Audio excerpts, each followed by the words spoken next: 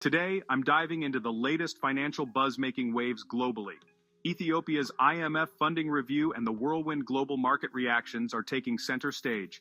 First up, the International Monetary Fund, or IMF, is reviewing Ethiopia's financial aid program.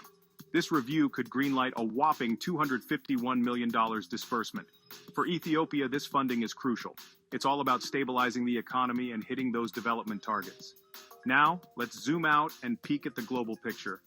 Asian stocks took a hit, following some rough patches on Wall Street. Meanwhile, U.S. bond yields dropped.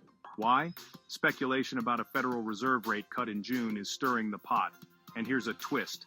Oil prices are climbing, marking their fourth consecutive week on the rise. This trend is driven by that potential rate cut and U.S. sanctions on Russian oil. Shifting gears to Africa's currency scene, it's a mixed bag.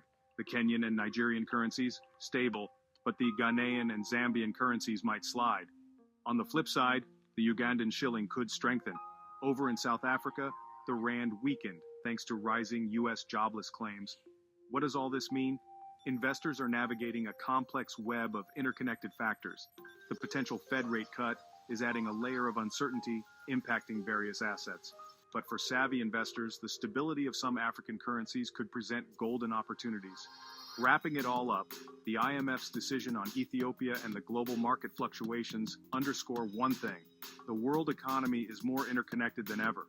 Whether it's international finance moves or health concerns like the Marburg virus in Tanzania, these ripple effects are real.